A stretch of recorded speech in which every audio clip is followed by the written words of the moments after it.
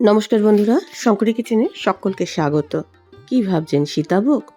একদমই না, এটা হচ্ছে সিমুই, একদম ঝরঝরে আর বানানো একেবারে ইজি। মিষ্টি খেতে মন চাইলেই বানিয়ে নিতে পারেন। উপকরণ হাতের নাগালেই পেয়ে যাবেন। কিছু কিছু ছোট্ট ছোট্ট টিপস ফলো করলে এই রকম ঝরঝরে সীতাভোগের মতো দেখতে সিমুই কিন্তু আপনারা তৈরি করে নিতে পারবেন। আর একবার বানালে বারে বারে বানিয়ে খেতে ইচ্ছে করবে। এটা দেখতে যেরকম ঝরঝরে হয়েছে, মুখে দিলেই কিন্তু মিলিয়ে যাবে, এমন টেস্টি। তাহলে চলুন শুরু করা যাক। আজকের রান্নার প্রধান উপকরণ হচ্ছে সিমুই। এটা 10 টাকা দামে বাজারে চলতি যে সিমুইটা, সেই সিমুইটাই আমি ব্যবহার করেছি। আপনাদের একটু কাছের থেকে দেখিয়ে দিচ্ছি।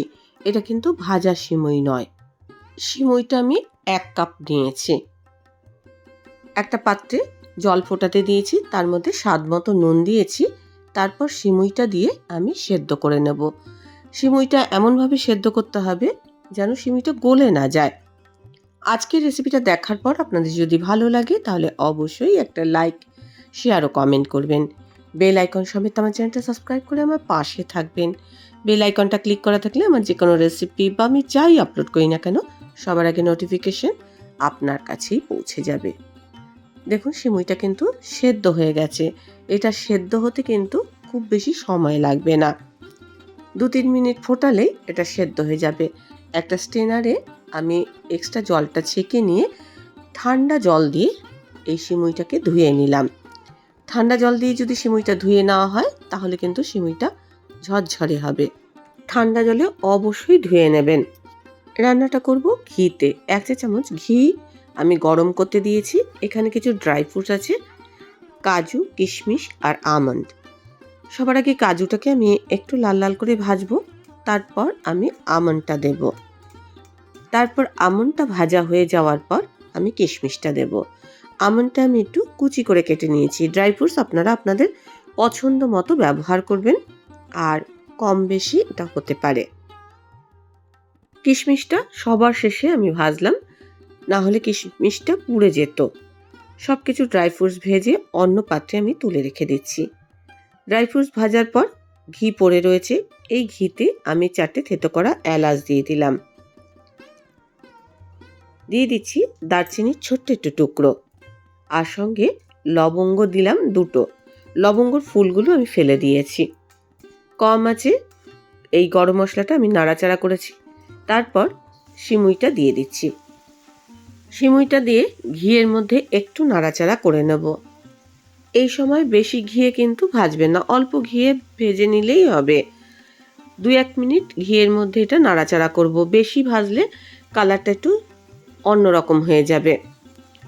এখন এটা দেখছেন একটু দলা দলা মতো হয়ে আছে। যে কাপের মাপ অনুযায়ী আমি সিমুই নিয়েছিলাম, সেই কাপেরই মাপ অনুযায়ী আমি 1/2 কাপ চিনি এর মধ্যে অ্যাড করে দিয়েছি। চিনি দিয়ে সিমুইয়ের সাথে ভালো করে নাড়াচাড়া করে নিলাম। 1 চামচ মতো জল আমি এর মধ্যে ব্যবহার করেছি চিনিটা গলে যাওয়ার জন্য। ভালো করে সিমুইয়ের সাথে মিশিয়ে নিলাম। জলের পরিমাণ কিন্তু বেশি দেবেন না, কেননা আমি সিমুইটা আগেই সেদ্ধ করে নিয়েছি, এই সময় জল বেশি লাগবে না। চিনিটা এখন দেখুন গলে গেছে।